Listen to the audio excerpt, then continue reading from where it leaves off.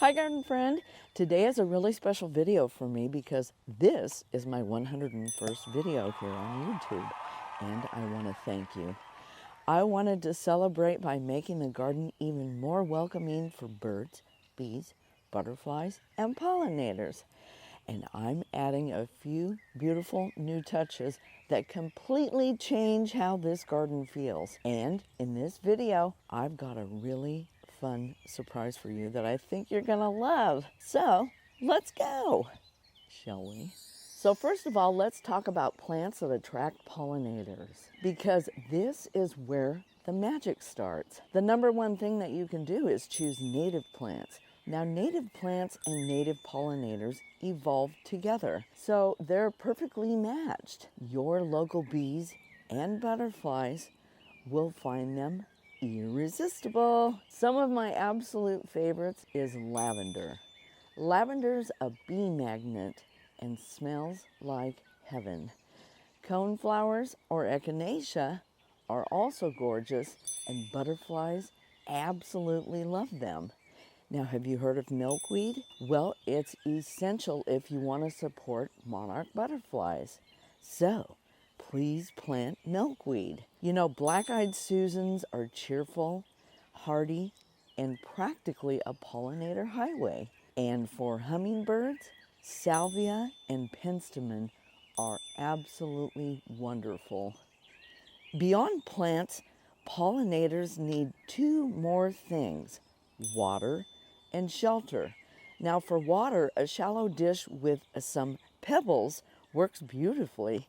Bees and butterflies need a safe landing spot to drink from. They cannot handle deep water and just refresh it every couple of days. And you are all set. And shelter? Oh, that's where things get really exciting, because this is the perfect moment to tell you about something very special that I have for you today. So I've got a really special surprise, and I was totally unexpected.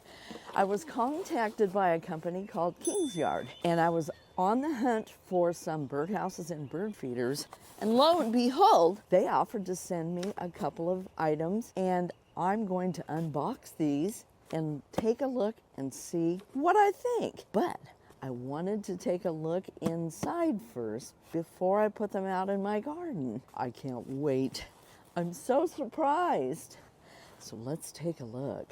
And I'm so excited. I've never done anything like this before. I'm absolutely thrilled. This might take a minute.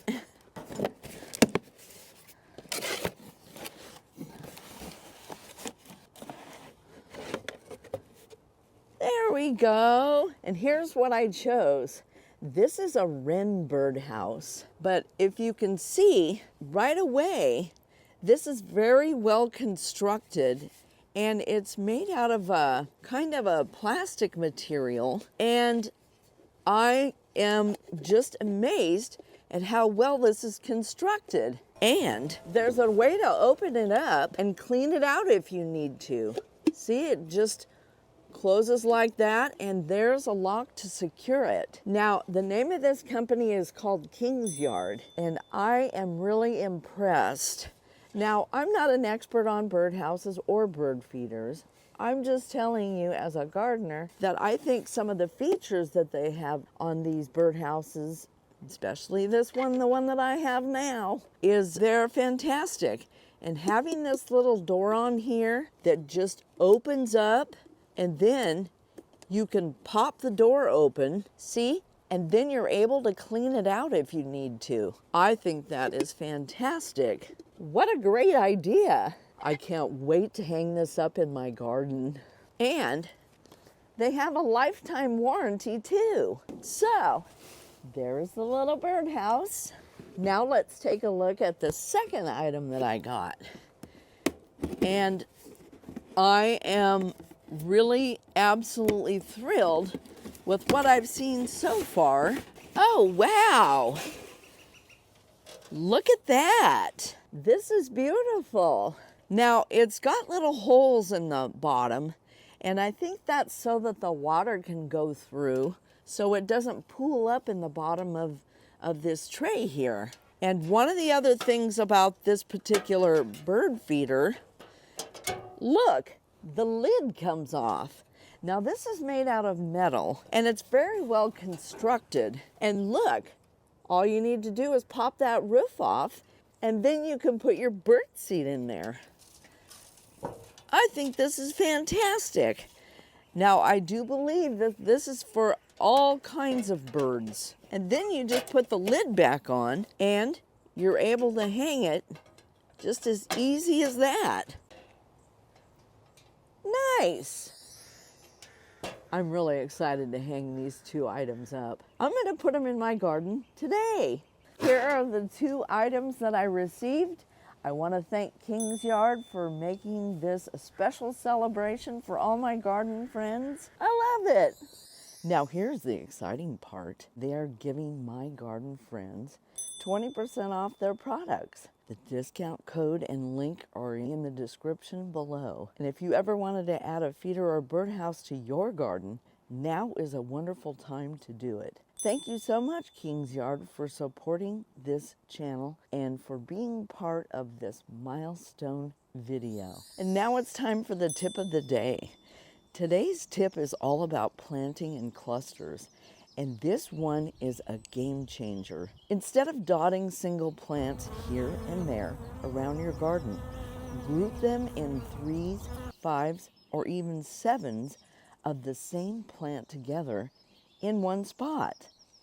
You see, pollinators are visual creatures, and a bold patch of color is like a giant neon sign that says, "Food's over here." A single stem is easy to miss, and a whole cluster, well, it's impossible to ignore. So next time you're in the garden center, instead of picking up just one lavender plant, grab 3. Your bees will thank you. They absolutely love it. Okay, now let me share some things that are going to take everything to the next level, including a few mistakes that are really common and so easy to fix. The biggest mistake that I see, pesticides. Even some organic ones can harm bees and butterflies. And if you absolutely have to treat something, do it in the evening when pollinators are less active. And never, ever spray an open bloom.